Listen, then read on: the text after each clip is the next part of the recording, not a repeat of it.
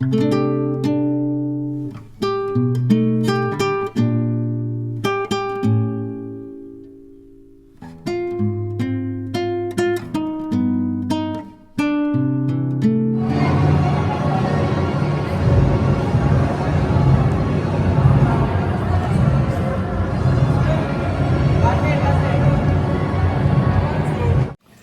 mapagpalang araw po sa inyong lahat. Ngayon po ay April 14, 2026, Martes sa ikalawang linggo ng Pasko ng Pagkabuhay.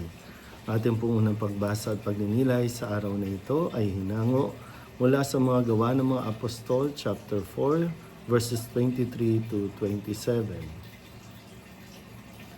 Nagkaisa ang damdamit isipan ng lahat ng sumasampalataya at di itinuturing ni numan na sarili niya ang kanyang mga ari-arian, kundi para sa lahat. Ang mga apostol ay patuloy na gumagawa ng kababalaghan at nagpapatotoo sa muling pagkabuhay ng Panginoong Hesus. At ibinuhos ng Diyos ang kanyang pagpapala sa kanilang lahat. Walang nagdarahop sa kanila sapagkat ipinagbibili nila ang kanilang lupa o bahay at ang pinagbilhan ay binibigay sa mga apostol. Ipinamamahagi naman ito ayon sa pangangailangan ng bawat isa. Gayon ang ginawa ni Jose, isang Levitan taga Chipre, kaya't Bernabe ang tinaguri sa kanya ng mga apostol, ibig sabihin matulungin. Ipinagbili niya ang kanyang bukid at ibinigay sa mga apostol ang pinagbilhan. Ang salita ng Diyos. Muli po, isang mapagpalang araw sa inyo pong lahat. At papatuloy po tayo sa misyon ng mga apostol mula dito sa ating unang pagbasa sa mga gawa ng mga apostol. Napakaganda pong halimbawa na itinuturo sa atin ngayon at pinapaalala, lalo pa tayo po ay nasa krisis.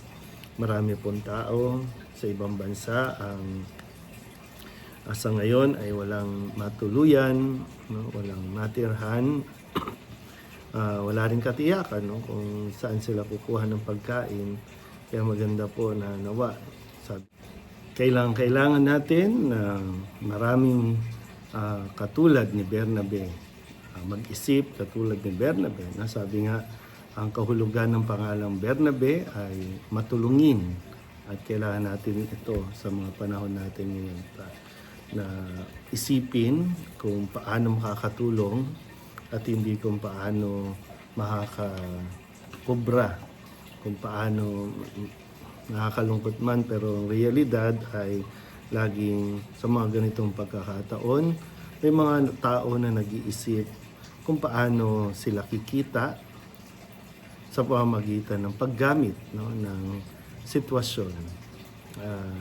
Sabi nga, maganda yung kinikwento nila kung paano sila namumuhay noon.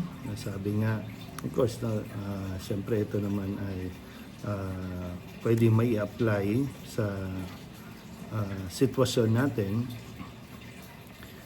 Sabi nga, walang naghihirap sa kanila kasi ang lahat ay nagbibigay. Lahat na sabi nga, yung iba nga umaabot pa sa punto na pinagbibili ang kanilang mga ari-arian at ibinibigay ito sa mga apostol. At yung mga apostol naman, sila naman yung namamahagi para sa pangangailangan ng bawat isa. Parang napakagandang buhayin, para bang ito ay isang uri ng bayanihan. Yun nga lang, sabi ko nga sa sitwasyon natin ngayon, parang mas marami ang nag-iisip na para sa sarili lang, mas marami ang nag-iisip na unahin ng sarili kesa ang tumulong, kesa ang kapakanan ng iba.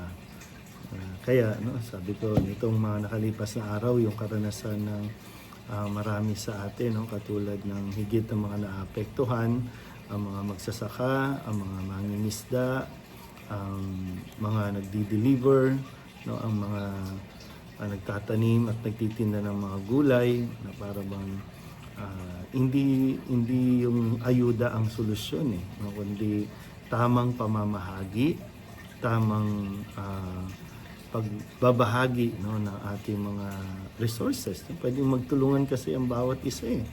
Nakakaawa, nakakaiyak panoorin ang mga kababayan natin, lalo na no, yung mga talagang mga farmers natin na ilang buwan nilang inararo ang lupa, nagtanim, tapos panahon ng anihan, mabubulok lang ang kanilang mga paninda kasi walang tumulong, no, sa mga may kakayanan at sa mga may otoridad, kundi pinabayaan lang ito. Kaya maraming magugutom kasi siyempre cycle naman yan eh, diba? Domino effect naman yan eh. Pag hindi natin sila tinulungan, hindi natin binili, wala na silang pantanim sa susunod na araw ng oras ng pagtatanim. So wala tayong aanihin, o wala tayong anihin, anong kakainin natin. So mapipilitan tayong bumili sa ibang bansa na mas mahal naman. So yung proseso sana, no, na makita natin yung pagbibigayan, pagtutulungan. Kaya nga muli, no, nawa mas marami ang maging Bernabe sa panahong ito ng krisis, ang maging matulungin at magbahagi para sa pangangailangan ng bawat isa. Muli po, isang mapagpalang araw sa inyo po na.